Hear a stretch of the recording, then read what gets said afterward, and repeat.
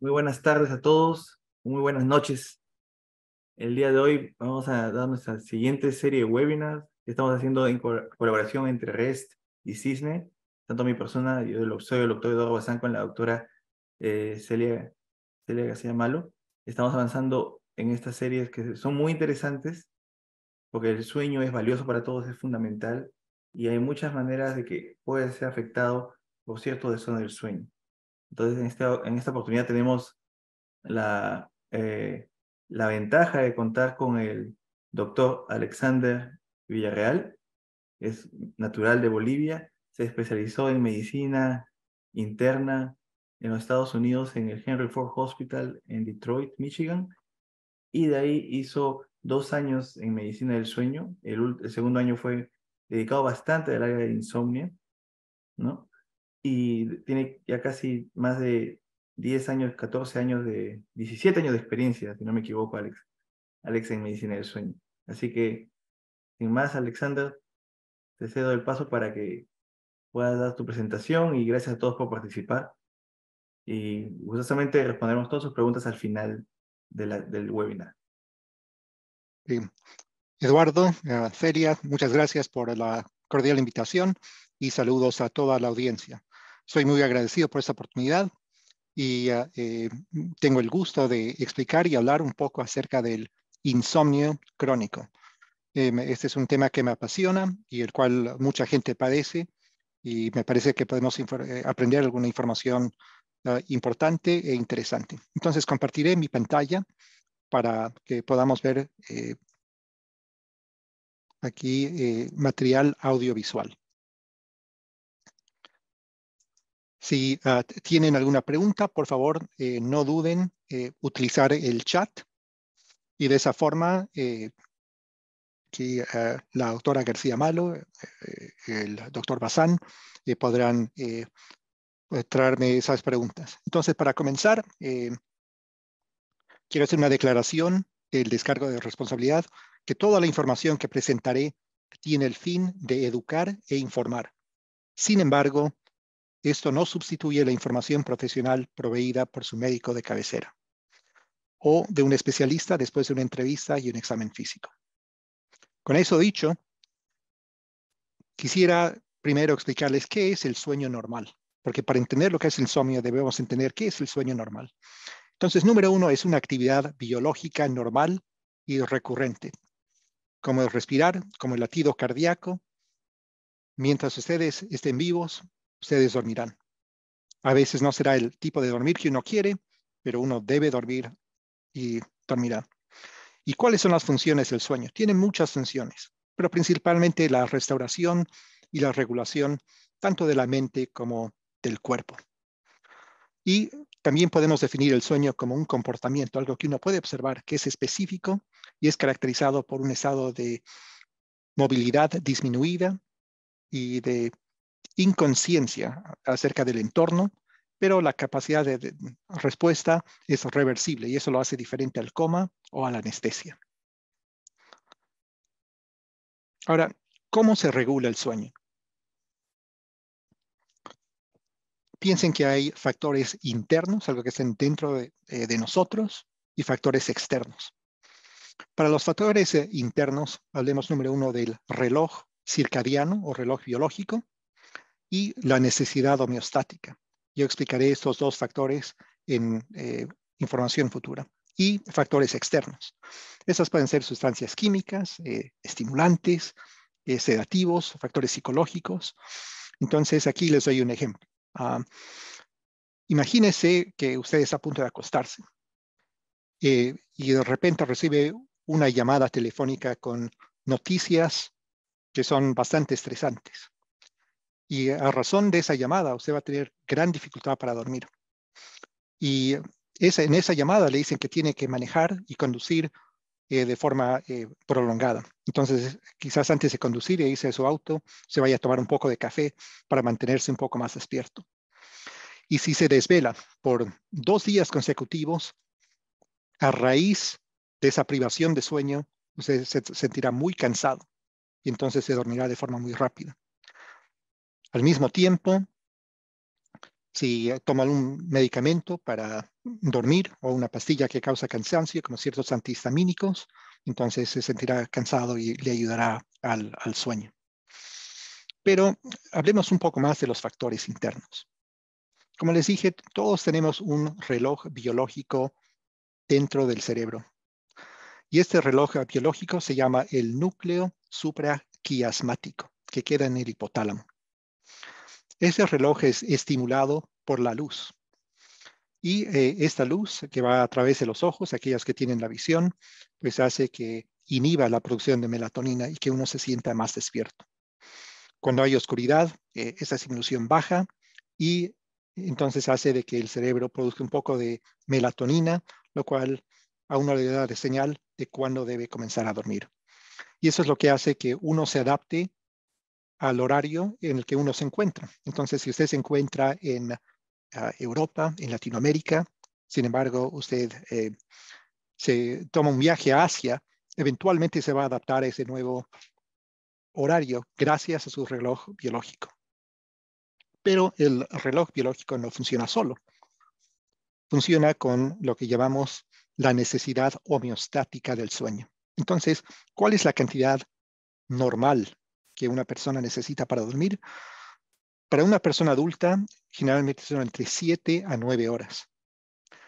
Pero cuando una persona me dice debo dormir 8 horas o 7, 9 horas, la mejor analogía que puedo decir, eso se aplica a la mayoría de las personas, pero no a todos. Es como decir que la mayoría de la gente mide entre 1,50 a 1,80, pero seguramente se encontrará con un jugador de básquetbol que mide 1,90 o con una gimnasta que tiene 1,45. Entonces, lo importante es la cantidad de sueño que usted necesite para que pueda restaurar su sueño y sentirse de lo mejor. Ahora, ¿cómo es que estas dos funciones, la necesidad homeostática y el reloj biológico, funcionan e interactúan juntos de la siguiente manera? Imagínese que haya obtenido todo el sueño que necesita y cuando se despierta, pues no tiene somnolencia en lo absoluto. Es como de despertarse con una mochila, con una bolsa que está totalmente vacía. Y por cada hora que se mantiene despierto, es como que aumentara un libro.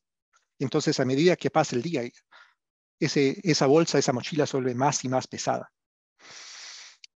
¿Comprende? Pero, ¿cómo es que uno no dormita? Entonces, uno se dormiría y a todo tiempo. Lo que pasa es que a medida que pasa el día, el reloj biológico le da más y más energía. Y de esa forma, una persona puede mantener su capacidad de estar despierto de forma estable. Vea que el reloj biológico generalmente tiene un descenso breve al mediodía o en el atardecer temprano. Y eso es por eso que mucha gente toma siestas en todo el mundo, en el Mediterráneo, en España, en países latinoamericanos, en el sureste asiático, y es esa propensidad natural que todos tenemos para dormir un poco. Y la otra cosa que quiero mostrarles es que una vez que uno duerme, aproximadamente por cada hora de sueño que uno toma, pues uno se deshace de 2 horas de somnolencia. Es como que por cada hora uno dejara 2 de esos libros para atrás. Pero quiero también mostrarles que antes de dormirse, fíjese cuando su reloj biológico le da la mayor cantidad de energía. Es antes de la hora biológica para acostarse. Entonces, si normalmente la hora para acostarse son las 10 y usted trata de acostarse a las 9, se le será prácticamente imposible porque esa energía es mucho más alta. Y por eso incluso es muy importante para aquellas personas que toman medicamentos para dormir, es tener una conciencia de cuáles son los horarios en los que uno duerme. Porque si uno toma una pastilla para dormir muy temprano, va a estar actuando en contra de su propia biología. Entonces es importante saber eso. Y una vez que uno duerme, pues el proceso se repite nuevamente. Ahora, ¿hay alguna información adicional que debería saber acerca del sueño normal? Pues le voy a compartir un par de cosas. Número uno, que los despertares nocturnos son normales. Existe un ciclo y esta es la representación gráfica de una persona adulta joven que comienza despierto y luego se va al sueño ligero, que son los estadios 1 y 2, estadios sueño profundo, luego sueña y generalmente puede despertar. Este ciclo suele repetirse entre 4 a 6 veces cada noche. Note que para una persona joven, la mayor parte del sueño profundo, el estadio profundo, sucede durante la primera mitad de la noche, y el sueño propiamente dicho, el sueño onírico, cuando uno se vuelve más prolongado y ocurre más durante la segunda parte de la noche. Pero existen despertares en los cuales uno se despierta y cambia de posición, pero generalmente una persona no se acuerda de esos despertares. Pero despertarse es natural, es normal. Y esos despertares suelen ser más prolongados cuando uno obtiene más sueño. Es decir, que entre los ciclos 3, 4, 5, pues esos despertares serán más largos. Y la otra cosa que deben saber es que el sueño cambia con edad. Así como el patrón del cabello cambia, uno se vuelve un poco más canoso, quizás la piel se arruga un poquito y el sueño también cambia. ¿Cómo cambia? Número uno, tenemos menos estadio profundo del sueño y hay mayores despertares en el medio de la noche. Y la propensidad a tomar siestas también suele aumentar un poco. Entonces debemos estar conscientes de esos cambios que son naturales. Si alguno de ustedes tiene uno de esos aparatos que parecen como relojes inteligentes que le dicen acerca de su sueño y le dice usted no tiene sueño profundo suficiente, sin embargo tiene 60 años, no se preocupe mucho que a lo mejor es un cambio natural. Con esto podemos hablar un poquito más acerca de lo que es el insomnio crónico. Es una alteración del sueño que consiste de dificultad para iniciar el sueño o dificultad para mantener el sueño o despertarse muy temprano o una combinación de estas tres que ocurre por lo menos 3 veces a la semana por 3 meses consecutivos o más. Y esto sucede pese a tener una oportunidad y circunstancias adecuadas para dormir. Eso hace que el insomnio sea totalmente diferente a la privación de sueño. Una persona que padece de privación de sueño suele tener 2 trabajos, quizás sea padre o madre soltera, pero si ellos tienen cuidado de sus niños y vacación, duermen sin problemas. En cambio, una persona con insomnio, pues no podrá dormirse, se desvelará. Y además de eso, tiene que haber una alteración diurna que causa fatiga, sensación de malestar, que afecta lo social y lo personal.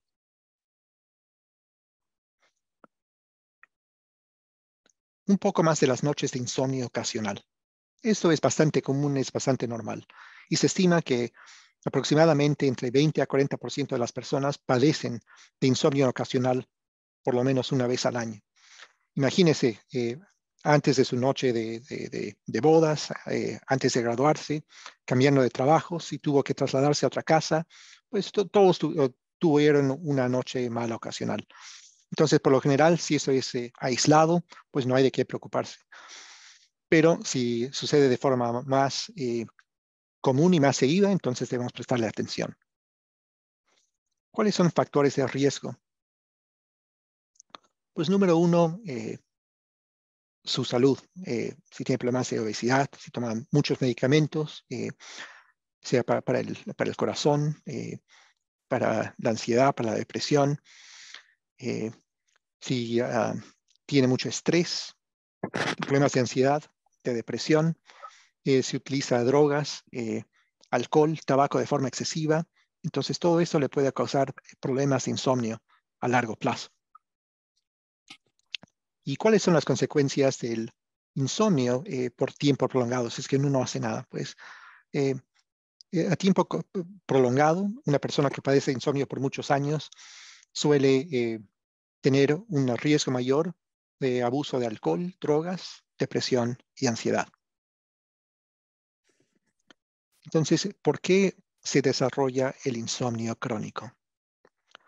Ese es un modelo conductual bastante interesante y que explica de forma adecuada lo que sucede a la mayoría de las personas con este problema. Número uno, hablemos de los factores predisponentes. Esos factores predisponentes son factores como tener una historia personal de ansiedad, de depresión, familiares con insomnio. Esto puede hacer que una persona se acerque más a ese umbral del insomnio, pero esos factores por sí mismos no causan insomnio. Es más, no hay nada que podamos hacer para cambiar estos factores, porque es parte de su genética, de cómo uno está hecho. Sin embargo, existen también factores precipitantes. Usted dormía bien, pero de repente se enfermó, tuvo un accidente automovilístico, o le encontraron un problema del corazón, o un divorcio, se graduó de la universidad, tiene un nuevo trabajo, deudas. Entonces esto causa problemas para dormir y uno padece de insomnio. Pero si es que una persona eh, comienza a sanarse, paga sus deudas, eh, se siente mejor, menos estresada, para la mayoría de la gente, a medida que esos factores predisponentes se resuelven, el sueño mejora. Pero no para todos. Para muchos, el insomnio se vuelve un problema propio. Y esos son los factores perpetuantes. Estos factores incluyen medidas que tomamos para adaptarnos a este mal dormir. Un ejemplo muy común es el de pasarse más tiempo en la cama. Si tengo dificultad para dormir, quizás si me voy a la cama un poco más temprano, si me quedo un poco más tarde, me sienta mucho mejor. Entonces es bastante común ver a gente que están en la cama 10, 11, a veces 12 horas. Pero recuerden ese slide anterior. Si una persona puede obtener 8 horas de sueño de forma consecutiva, sin embargo está por 10 horas en la cama, ¿qué sucederá por 2 horas? Yo le puedo garantizar que estará despierto por lo menos por 2 horas. ¿Y qué pasa si uno está despierto en un lugar que es oscuro y silencioso? Pues bueno, la mente piensa y reflexiona. Y de vez en cuando, pues todos lo podemos tener. Pero si eso sucede noche tras noche, en el mismo lugar, bajo las mismas circunstancias, uno padece de un condicionamiento negativo. Entonces, pese a que uno esté cansado, si uno se va a la cama, pues uno se siente mucho peor, más agitado, estresado. Y una persona con insomnio crónico piensa del sueño de una forma muy diferente. En lugar de decir, este fue un día muy ocupado, muy difícil y finalmente es la hora de irse a la cama, ellos pensarán, este fue un día muy difícil y encima de todo, tengo que irme a la cama. Es otro obstáculo que deben resolver. Entonces, ¿cómo se evalúa el insomnio? Número 1, debe hacer una cita con su médico de cabecera o un especialista de sueño. El diagnóstico se hace a través de la entrevista clínica. Le hablarán acerca de sus hábitos, de los horarios de sueño y de trabajo. Quizás hagan un cribado de otros trastornos de sueño y otros trastornos psiquiátricos. Y harán una revisión de su historial médico, medicamentos y un examen físico. Por lo general, no se necesitan exámenes de laboratorio, de gabinete o estudios de sueño, si solamente están lidiando con problemas de insomnio. Generalmente le van a dar un diario de sueño para que tenga un registro en la cual usted pueda marcar cuándo está dormido y cuándo está despierto. El diario de sueño es muy útil porque permite que uno pueda documentar la hora en la que se acuesta, en la que se levanta, y minimiza lo que se llama los, los errores de memoria. Porque con la memoria a veces podemos acordarnos de forma muy clara lo que sucede de forma común, pero lo muy bueno, lo muy malo, pero a veces otras cosas se desaparecen. Un ejemplo es, espero que si les pregunto, ¿qué tuvieron para cenar ayer? Espero que todos se acuerden, pero si les preguntara, ¿qué tuvieron para cenar hace 17 días? Me imagino que muy pocos se acordarán, pero sí se van a acordar si tuvieron una cena espectacular hace 2 semanas o si todo se quemó y tuvieron que quedarse en ayunas. Entonces, lo muy bueno y lo muy malo es claro, pero a veces lo que sucede comúnmente uno se olvida. Entonces, esto ayuda a eso. Y para el médico de cabecera, para el médico de sueño, Si le dan esto, también es útil para nosotros saber si van a seguir nuestras instrucciones. Porque si se olvidan de traer esto, después de haberle explicado de forma clara cómo hacerlo, pues es posible que todavía no estén listos para implementar los siguientes pasos para su tratamiento sin farmacologos. Entonces, ¿cuál es el tratamiento del insomnio? Podemos tratarlo sin medicamentos o con medicamentos. Con medicamentos, la terapia principal se llama terapia cognitivo-conductual y es el tratamiento más efectivo. Uno de los problemas de este tratamiento es que no muchos saben cómo hacer esto de forma correcta. Entonces necesitamos más capacitación en el sector de salud. Y con medicamentos existen muchas opciones, pero los beneficios y peligros deben discutirse detalladamente con su médico de cabecera. ¿Cuáles son las metas principales del tratamiento? Número uno, queremos que la calidad de su sueño mejore y que tenga una mayor duración. También queremos que pueda mejorar la forma en que encara las alteraciones diurnas. Entonces, pese a tener un mal dormir, que de todas formas no le arruine el día. Esa es parte del tratamiento también. Ahora, ¿cuán efectiva es este tratamiento? Porque aquel que le diga que 100% no le dice toda la verdad. Entonces, prácticamente es entre el 70 al 80% de las personas que hacen este tratamiento conductivo-conductual sienten beneficios. Y los beneficios primarios son para dormirse de forma inicial y la calidad subjetiva de sueño. Entonces, esto ayuda a la mayoría de la gente. Existen varias modalidades, varias técnicas que podemos utilizar. Y estos son algunos de los nombres de las técnicas que utilizamos. Entonces, cuando uno ve a un especialista, estas técnicas generalmente se dan uno a la vez y de a poco, una vez que uno ha encontrado maestría en una de las técnicas, uno avanza a la siguiente técnica para que uno pueda construir como un piso encima del otro y de esa forma consolidar y mejorar la calidad del sueño. Existen varias técnicas y varias combinaciones para hacer esto. Generalmente lo que hago es yo comienzo con los tratamientos de comportamiento, es decir, lo que uno hace alrededor de la hora de la cama, antes de enfocarme en la terapia cognitiva, es decir, la forma en que uno piensa. Porque de esa forma, para la mayoría de la gente, uno obtiene resultados más rápidos y hay menos intervención cognitiva. Pero, como le digo, hay muchas formas de hacerlo y muchas formas de hacerlo de forma correcta.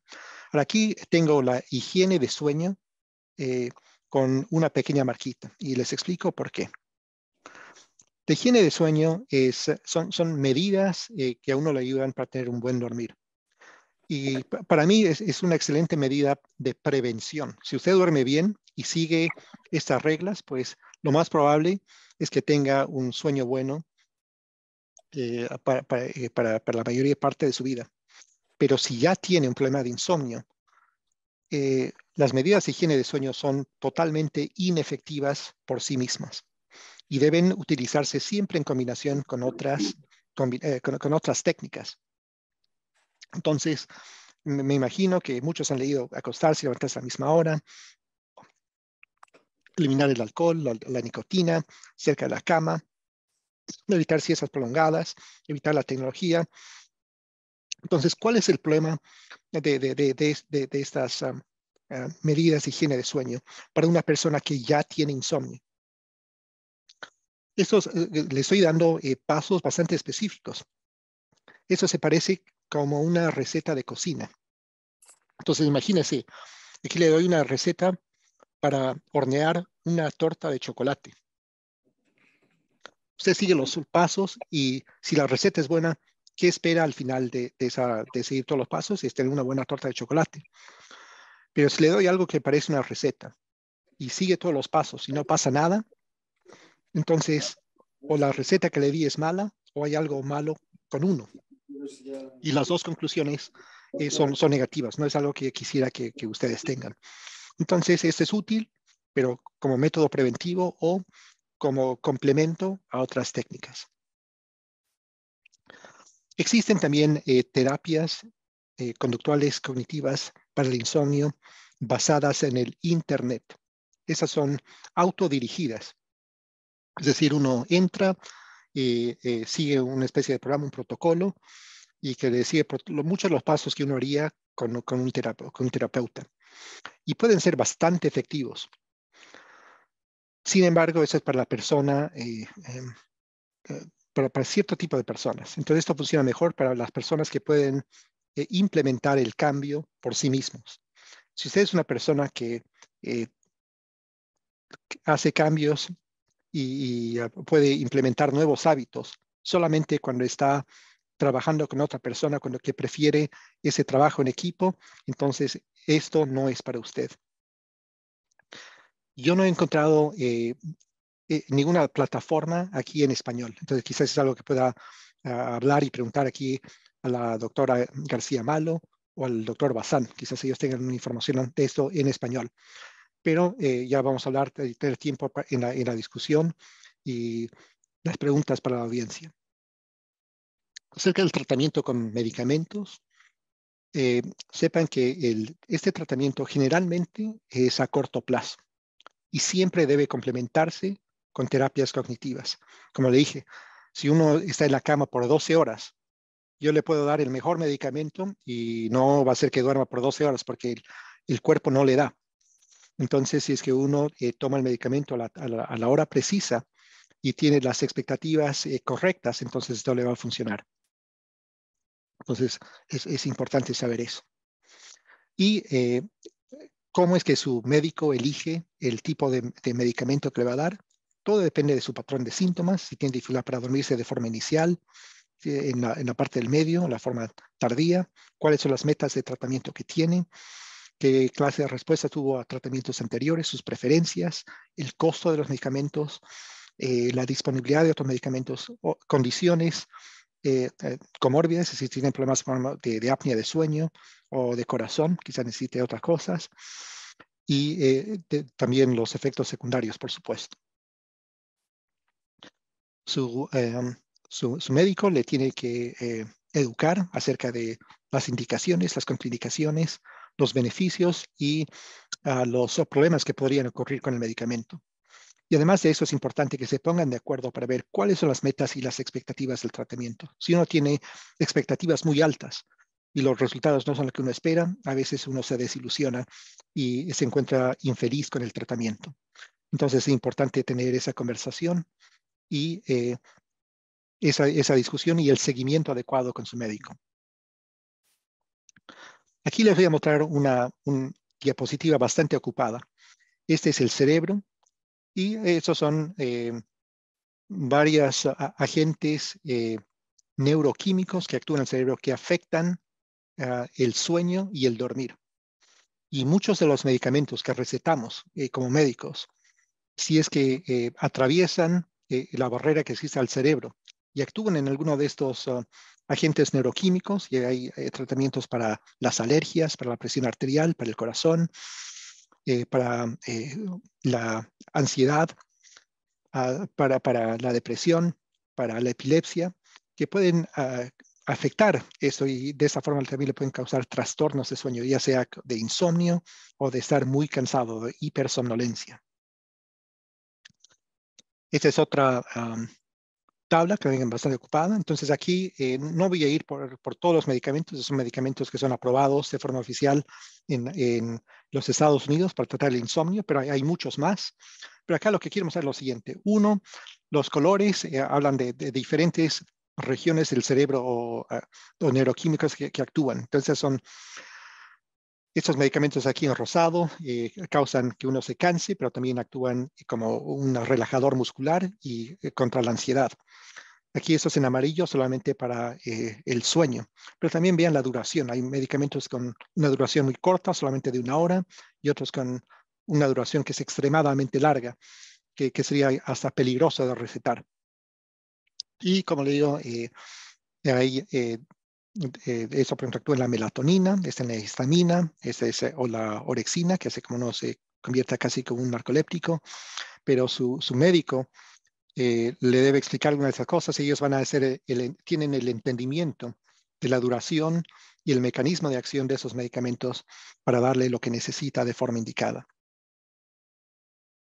Existen otros medicamentos que se utilizan fuera del uso aprobado, pero que pueden combinarse basado en otros problemas de salud. Por ejemplo, si tiene mucho problema de ansiedad o se pueden utilizar estos medicamentos llamados antidiazepinas, si tiene problemas de depresión, si tiene otros problemas psiquiátricos, se pueden utilizar otras cosas. Entonces hay muchos otros medicamentos que su médico puede utilizar eh, porque también tratan más de un mal. Existen muchos remedios caseros y medicamentos de venta libre que uno puede conseguir, pero la efectividad de estos no son comprobadas. Uno de esos remedios comunes, por ejemplo, es la valeriana, la lavanda, y pese a que muchos medicamentos eh, se generan de minerales, de plantas, el problema con las plantas es que hay mucha variabilidad. Entonces, por ejemplo, si hablamos de la valeriana, para ayudarle a dormir, eh, si usted creciera valeriana en su jardín, ¿tiene la misma efectividad de una valeriana que le llega de Alemania o de otros suelos? ¿Y qué parte de la valeriana es la más útil? Y si fuera la raíz, ¿de qué tamaño debe ser la raíz? ¿Cuál es la cantidad específica a la que debe ayudar? Entonces, hay muchas cosas que no entendemos y por eso es que no son tan efectivas. Y como le dije, todo que no le pertenece al cuerpo también le puede causar efectos colaterales. Entonces, la valeriana, si uno toma demasiado, también puede causarle somnolencia, mareos, caídas. Todo puede tener efectos colaterales. El alcohol y las drogas también pueden afectarle el sueño. Y aquí, como digo, no me voy a hacer al puritano. Yo sé que, por ejemplo, tomar vino es algo que mucha gente hace en el Mediterráneo, en España, en muchos países latinoamericanos, en Argentina, en Chile. La marihuana también se está utilizando en muchos países, está legalizada en muchos lugares también, pero de forma exagerada y muy cerca a la hora de dormir, pues estos le pueden afectar el sueño. Por ejemplo, el alcohol lo que hace es, si es que uno no está acostumbrado a beber mucho y bebe, pues hace que uno se duerma de forma más rápida, pero a medida que su cuerpo se deshaga del alcohol, pues hace que uno se despierta. Entonces es casi imposible dormirse hasta tarde si uno bebe de más. Además, el alcohol tiene un efecto de relajación muscular muy fuerte, en la cual si uno ronca puede hacer que uno ronque más o incluso le puede causar apnea de sueño. Y si se combina con otros fármacos, incluso puede causarle depresión respiratoria y en algunos casos hasta problemas de salud muy graves y muerte. La marihuana también puede causar problemas de cansancio crónico y gente que utiliza la marihuana de forma intermitente puede tener problemas de insomnio cuando no la utiliza. Hay también varias cepas y hay personas que reaccionan de forma diferente, que se ponen más ansiosos, incluso paranoides cuando la utilizan. Entonces es importante ver que no todo es, es, es, uh, es seguro o fácil. Entonces, ¿cómo y dónde encuentra un especialista calificado? Claro que sí, aquí en Cisne y Rest, no puedo negar, aquí tenemos aquí a dos maestros, pero a ver, veamos un poco más allá. Si se encuentran en Latinoamérica, es importante ver aquí las federaciones profesionales de medicina de sueño. Entonces, si están en Argentina, Brasil, Chile, se van a un buscador online, aquí puede ser Google, Bing, ustedes pueden buscarlo ahorita y vea Asociación de Sueño de qué sé yo, Argentina, de Brasil, de Chile, y pueden encontrar varias cosas. Y a veces ahí tienen una lista de profesionales que se especializan en eso. De esa forma pueden encontrar a alguien de forma cercana. En Latinoamérica, yo podría decir de que Brasil, Chile, Colombia, Argentina son aquellos que tienen quizás la mayor cantidad de profesionales capacitados en medicina del sueño. Y también el Uruguay, que para su tamaño tiene una proporción bastante alta de especialistas. Pero en muchos otros países también existen. Así que busquen una persona que sea calificada y también pregunten y asegúrense de que sepan acerca del manejo de sueño y no solamente problemas de apnea de sueño. En cuanto a España, pues pueden buscar en la Sociedad Española de Sueño y ahí también tienen un área para pacientes, donde pueden encontrar centros calificados, pero yo le voy a preguntar aquí a Celia dónde más pueden encontrar, porque estoy seguro que ya tiene recursos que yo no conozco estando ahí en España, así que, pero este es otro lugar, si ustedes viven en una región diferente, para encontrar Sí, una. pues mira, la página de la SES tiene un problema y es que está muy poco actualizada. Y de hecho ya lo hemos comentado recientemente con la secretaria nueva que entró, porque es verdad que no se actualiza con tanta frecuencia como debería, porque ha habido cambios importantes, hay reuniones con más frecuencia y no se anuncian en la página web. Y aquí lo que hay un buscador que yo creo que sí que es bastante interesante, que es Top Doctors, que creo que también está presente en otros países. Exacto. Y tú puedes buscar un médico experto en sueño. Y ahí sí que, bueno, al final, como es el médico el que solicita, ¿no? El que acredita que está acreditado, que es experto en ese tema y demás, pues quizás esa sea una buena vía de búsqueda.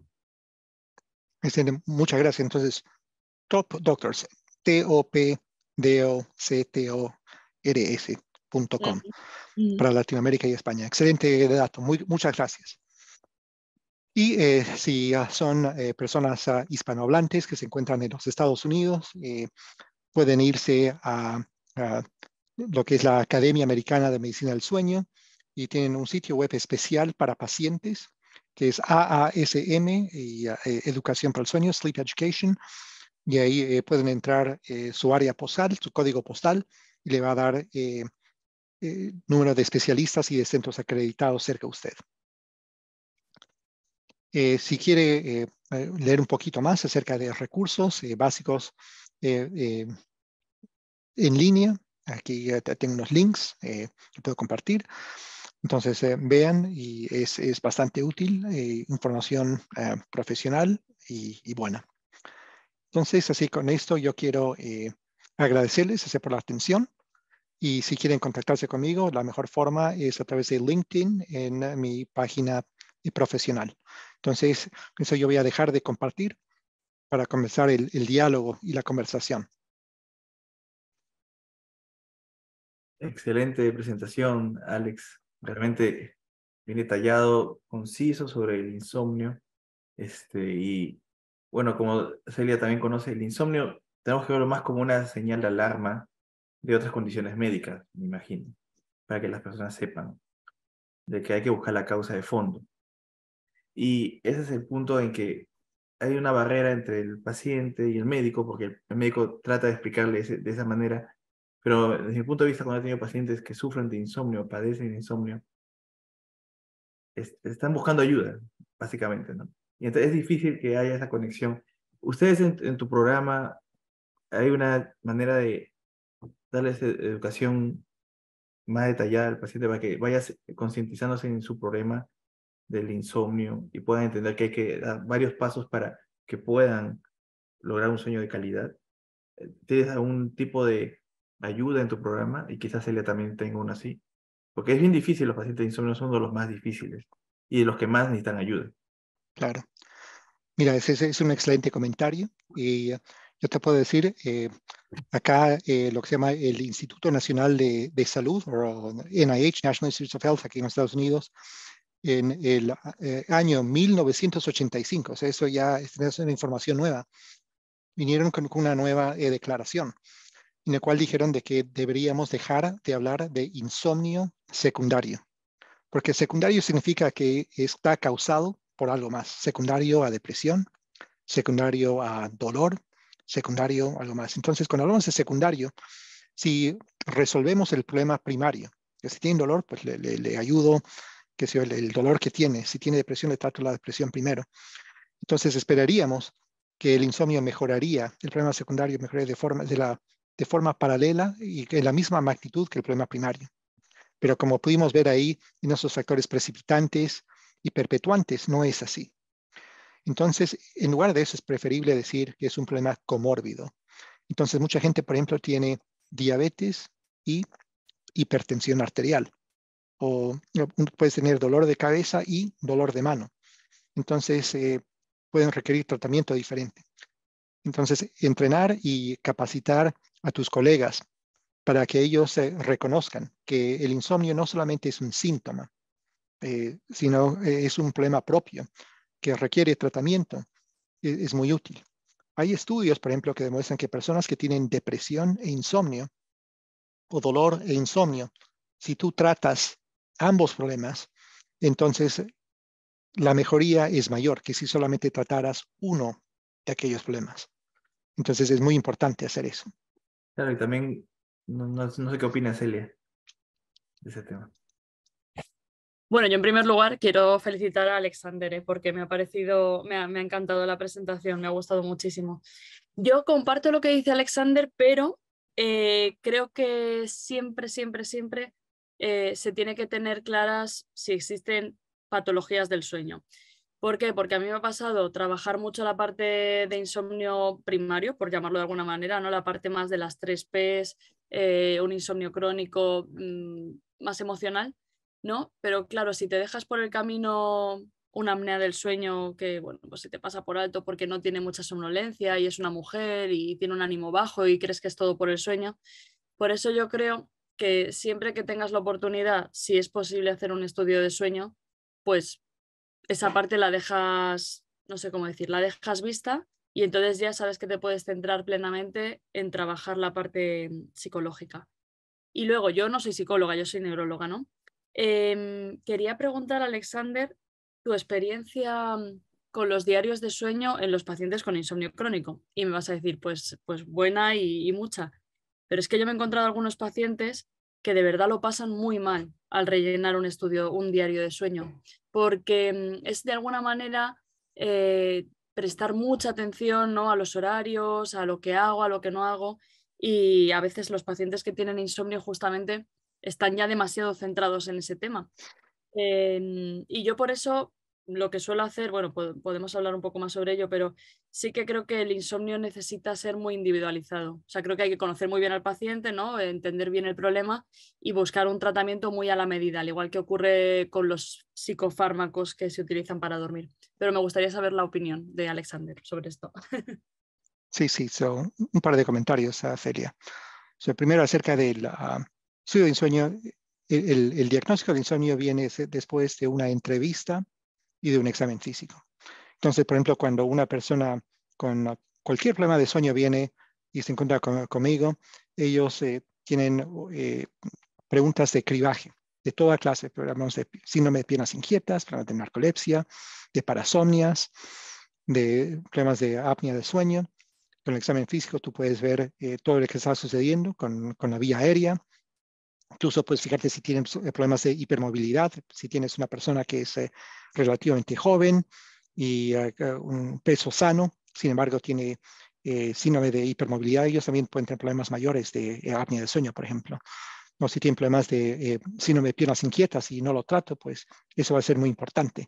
Entonces es importante asegurarnos de tener ambas cosas y tratarlo todo. Pero asumiendo que hemos descartado esos otros problemas, después de un buen examen físico y historial, y en algunos casos un examen de estudio de sueño, si es que había sospecha de algo diferente, entonces podemos enfocarnos al insomnio. Y el tratamiento siempre debe ser individualizado. No todos son iguales. Pero cuando uno completa un diario de sueño, es importante dar instrucciones precisas para no aumentar el estrés de hacer esto, porque muchos de ellos están hiper enfocados en lo que es el sueño y todo eso, esa ritualización. Entonces, cuando les muestro, yo lo que les digo es que eso lo deben hacer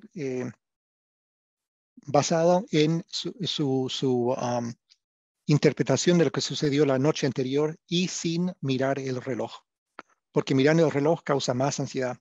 Tú estás mirando el reloj y mira, son las 10 de la noche, tengo que acostarme y mañana es un día ocupado y todavía no estoy cansado. La medianoche, todavía no dormí.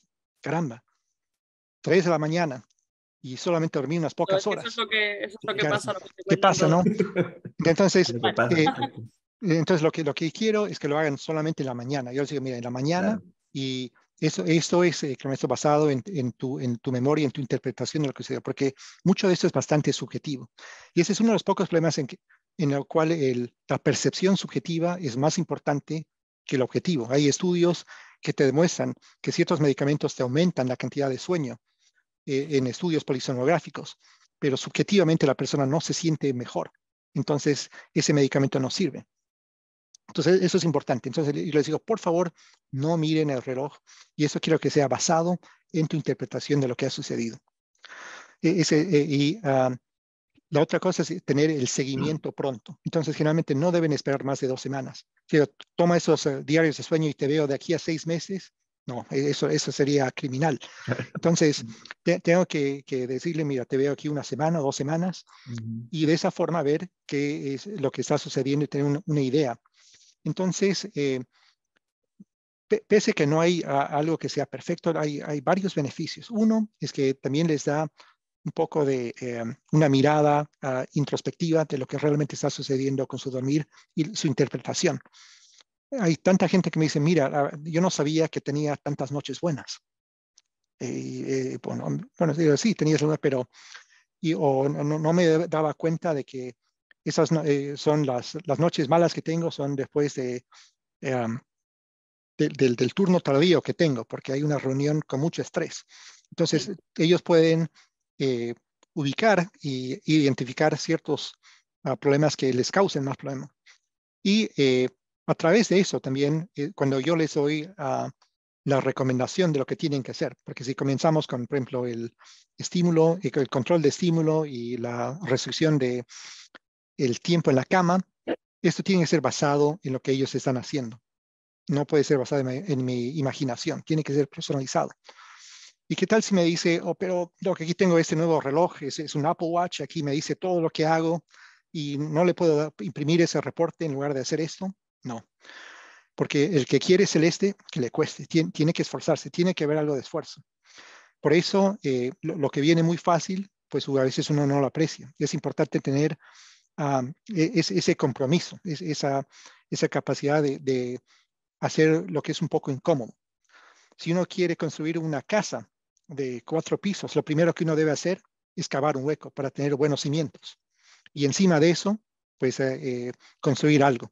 Entonces, llenar esos diarios de sueño, comenzar con, por ejemplo, cosas como la restricción de el tiempo en la cama, es como cavar ese hueco, que no se siente muy bien, pero si tenemos una meta específica y una explicación de cuáles son las preocupaciones que la persona tiene para llenar eso y contestar de forma adecuada, pues lo podemos hacer. Y en el raro caso de una persona que no lo puede hacer, pues siempre hay más de una forma de ubicar y de encontrar una técnica que sea útil para esa persona. Excelente respuesta. Ahora tenemos preguntas de los que nos han asistido a la charla. Tenemos unos minutos. Tratar de hacerlo conciso, Alex. Yo sé que tú puedes. Es bien interesante. La primera, por ejemplo. A veces despierto por la madrugada y conocidos me recomiendan tomar mates, infusiones, incluso calmantes sin resultado. Por otro lado, al atenderme no me han derivado a la especialidad de medicina del sueño. Entonces, en ese caso, ¿qué podría hacer esa persona? Es Enrique. Mira, Enrique, primero, gracias por la atención, por atender acá. Y mira, quiero decirte que tú lo que puedes hacer es ver si puedes encontrarte con una persona de especialidad de medicina del sueño. Y especialmente si tienes un psicólogo de sueño, sería más útil.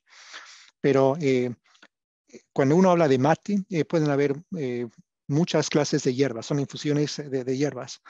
Y algunas tienen propiedades estimulantes, por ejemplo, como el té, qué sé yo, la coca, si están ahí en Perú, en Bolivia. Otras pueden tener,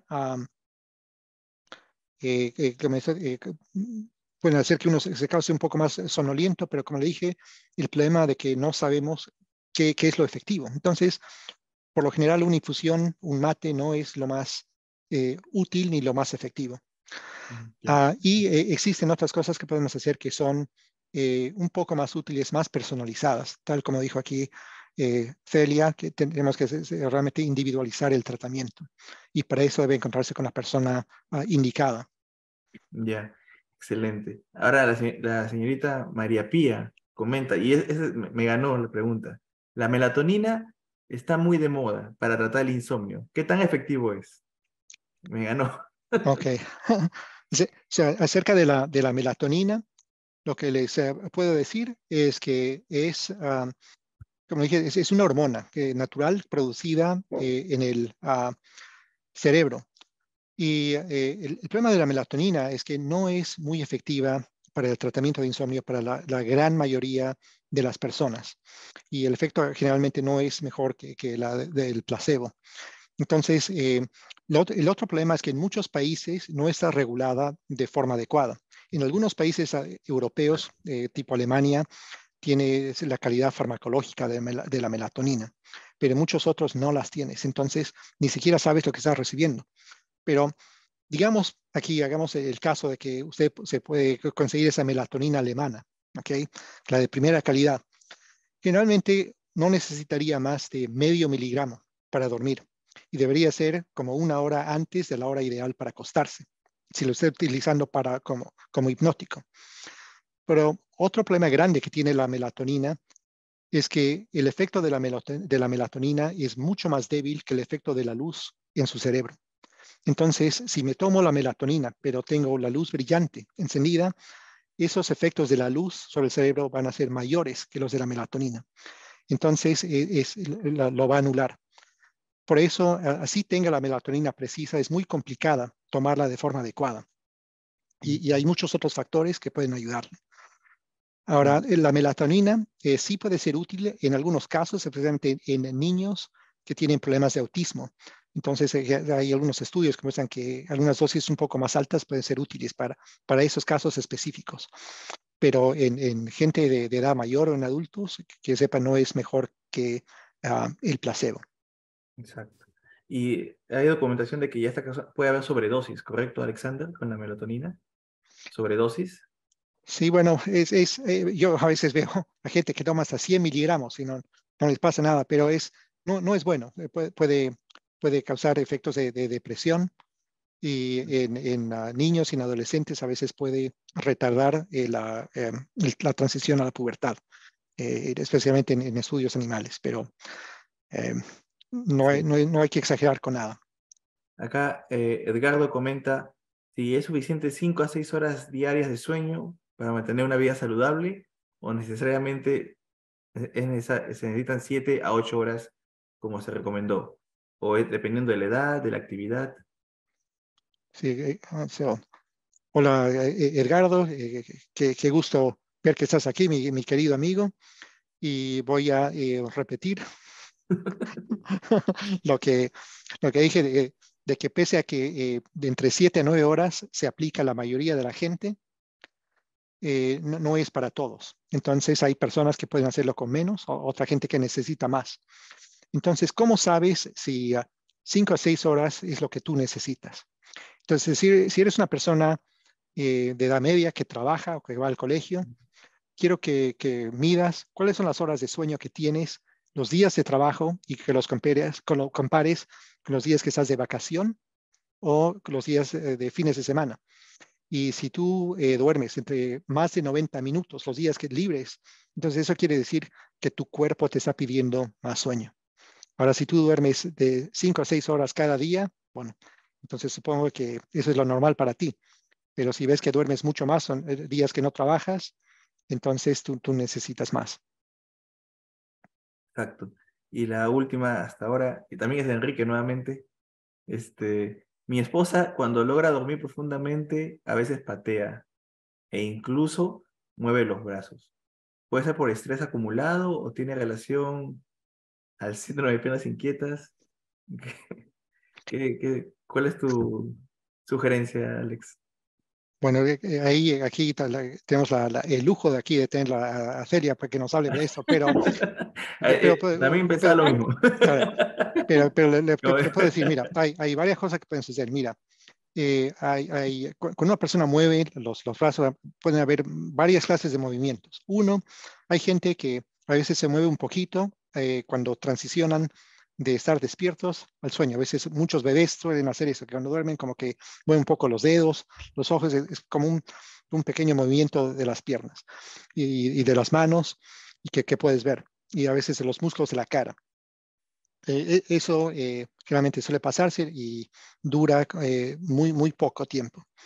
Hay otra clase de movimiento que sería el síndrome de movimientos periódicos de las piernas. Entonces, esos movimientos son como pequeñas eh, patadas, una flexión y extensión de las rodillas y de los pies, a veces de las manos y los brazos, y suelen suceder principalmente durante el primer tercio de la noche, cuando suceden.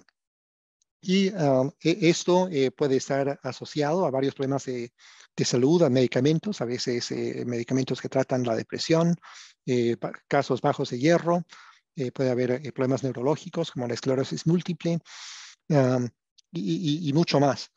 Y dependiendo de los síntomas, si es que la persona se despierta de forma descansada y no tiene mucho problema, quizás no hay de qué preocuparse, pero si se siente cansada y mal, pues está bien que siga y que la atención de un médico especialista. Y ahora hay otra clase, y eso es diferente a la sensación al síndrome de piernas inquietas. El síndrome de piernas inquietas es una sensación que uno siente cuando está despierto. Y esta sensación a veces uno no le permite dormir. Esa sensación se alivia cuando uno mueve,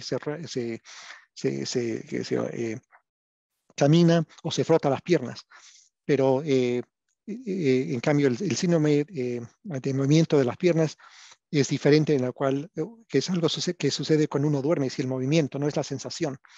Y como le dije, hay otra forma que son unas parasomnias. Entonces hay gente que son sonámbulos, a veces actúan sus sueños y generalmente son movimientos más violentos, pueden a veces hablar de forma muy clara y eso suele suceder durante la segunda fase de la noche, donde a veces actúan movimientos complejos, como que están tejiendo, agarrando algo con la mano, o a veces son varones, movimientos más agresivos, como que boxean y pelean, y uno puede encontrar mucho más.